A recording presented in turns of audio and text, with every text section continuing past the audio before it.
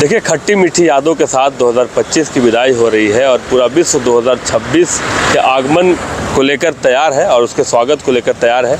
अगर हज़ारीबाग की बात की जाए तो हज़ारीबाग में 2025 में ऐसी कौन सी घटनाएं घटी या कौन सी चीज़ें ऐसी घटी जो हज़ारीबाग के लोग जब भी 2025 को याद करेंगे उसे ज़रूर याद करेंगे। हम आज वो आपको बताएंगे। देखिए, 2025 की पहली बड़ी घटना की बात की जाए तो झारखंड में चल रहे नक्सल मुक्त अभियान के तहत 15 सितंबर को झारखंड पुलिस और कोबरा बटालियन की संयुक्त कार्रवाई को बड़ी सफलता मिलती है और हज़ारीबाग के बरकट्टा थाना क्षेत्र अंतर्गत पातीतिरी गांव है, वहां पर 1 करोड़ के नक्सली जो है इनामी नक्सली भाकपा माओवादी के सेंट्रल कमेटी के सदस्य सहदेव महतो उर्फ प्रवेश दा को मारने में यानी एनकाउंटर करने में हज़ारीबाग पुलिस एवं कोबरा बटालियन के जवान सफल होते हैं। हालांकि इस अभियान में 100 सदस्य और 25 लाख का इनामी नक्सली रघुनाथ हेम्ब्रम का भी एनकाउंटर किया जाता है। साथ ही साथ 10 लाख का इनामी जोनल कमांडर बीरसेन गंजू का भी एनकाउंटर किया जाता है।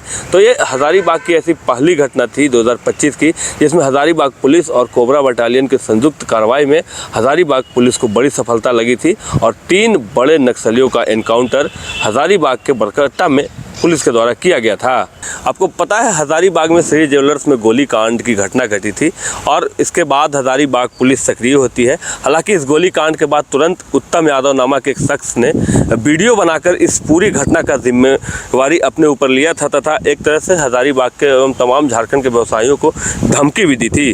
20 सितंबर को हज़ारीबाग पुलिस के द्वारा झारखंड के चतरा जिले के सिमरिया थाना क्षेत्र अंतर्गत उत्तम यादव का एनकाउंटर किया जाता है और आपको बता दूं, उत्तम यादव बिहार झारखंड का कुख्यात अपराधी था और उसके ऊपर 50,000 रुपये का इनाम भी था। तो यह दूसरी घटना थी जब हज़ारीबाग पुलिस ने एनकाउंटर करते हुए उत्तम यादव का एनकाउंटर झारखंड के चतरा जिले के सिमरिया थाना क्षेत्र अंतर्गत किया। 2025 के मार्च महीने के 25 तारीख को एनटीपीसी के डीजीएम डिस्पैच कुमार गौरव की गोली मारकर हत्या कर दी जाती है। यह घटना भी काफ़ी सुर्खियों में थी।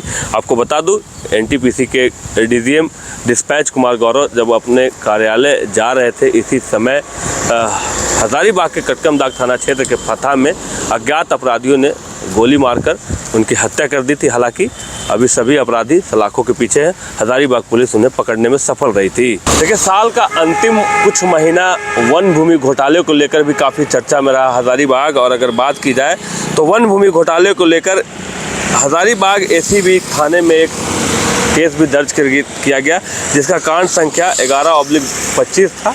और अगर इस वन भूमि घोटाले की बात की जाए तो इसमें कई नामी गिरामी चेहरे को जेल जाना पड़ा, जिसमें से एक नाम हज़ारीबाग के पूर्व डीसी विनय चौबे का भी था।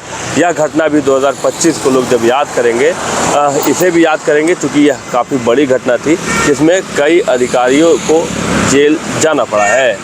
2025 की अगर बात की जाए तो 29 जून को सांसद तीर्थ दर्शन योजना की शुरुआत हज़ारीबाग के सांसद मनीष जायसवाल के द्वारा किया गया, जो लगातार अभी तक जारी है।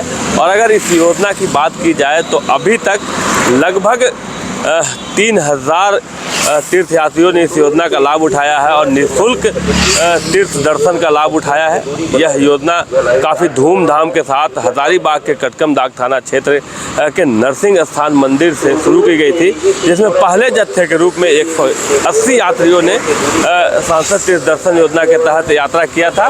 देखिए, 2025 की एक घटना जिसे हज़ारीबाग का कोई शख्स शायद ही भूल सकता है।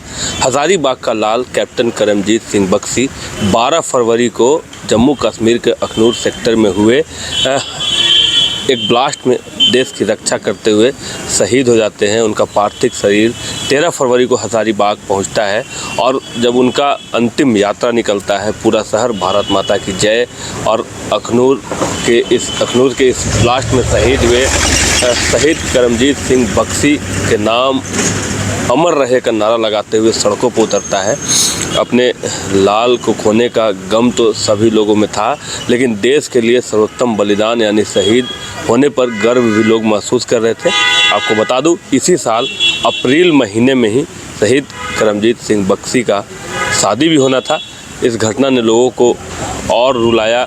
लोगों ने इस घटना को याद किया और यह घटना 2025 में हज़ारीबाग का कोई ऐसा शख्स होगा जिसे याद नहीं होगा और इसे हमेशा याद भी किया जाएगा।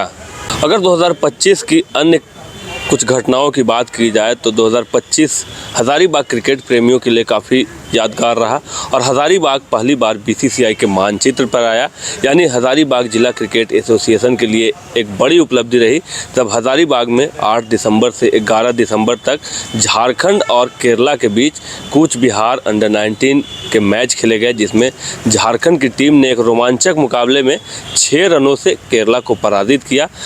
इससे मैच के अपने कई अहम मायने थे। पहली बार हज़ारीबाग बीसीसीआई के मानचित्र पर आया और सौरभ तिवारी जो झारखंड के सेक्रेटरी हैं क्रिकेट एसोसिएशन को, वो भी यहाँ पहुँचे। उन्होंने कहा कि यहाँ जो संभावनाएं दिखती हैं इससे यहाँ पर आगे कई बड़े मैच होने की भी संभावना है। वहीं 11 दिसंबर को ही एनआईए की टीम फिर से हज़ारीबाग पहुँची और एक संदिग्ध आतंकी शहनवाज आलम से जुड़े नेटवर्क की तलाश की, उसके घर में छापेमारी की। कई घंटों तक यह छापेमारी चली।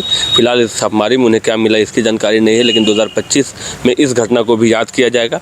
इन्हीं सब घटनाओं के साथ 2025 जो हज़ारीबाग की कुछ घटनाएं ऐसी थी जो 2025 में लोग याद करेंगे और 2025 इन्हीं सब घटनाओं के साथ अब विदा हो रहा है। हज़ारीबाग सहित सभी लोग 2025 की इस विदाई 25 को विदा कर रहे हैं, 2025 को विदा कर रहे हैं और 2026 के स्वागत के लिए तैयार हैं। हमारे तरफ से भी आने वाले साल यानी नए साल की आपको ढेर सारी शुभकामनाएं। शशांक शेखर, बाइस्कोप, हज़ारीबाग। घर रहने का मकान भर नहीं, ये खुशियों की तिजोरी है। दरवाजे पर दस्तक देता पड़ोस, खिड़कियों से उमड़ आता आसमां, तारों में उलझी ऐसी न जाने कितनी दास्तां। कहती हैं चले डायमंड सिटी, एक सफर हम सफर के साथ अपने घर तक। Diamond city, life long bonding, 500 से ज्यादा खुशहाल डायमंड परिवार। जल्दी करें, सिर्फ 200 फ्लैट बाकी। आज ही बुक करें अपना आशियाना। क्रिकेट के विश्व मंच पर छा रही हैं रांची की प्रतिभाएं। इन प्रतिभाओं को संवार रहा है जेके इंटरनेशनल क्रिकेट एकेडमी। अनुभवी कोच की देखरेख, सुविधाओं से लैस जेके क्रिकेट एकेडमी अनुशासन और आत्मविश्वास का विश्वास भरा सफर।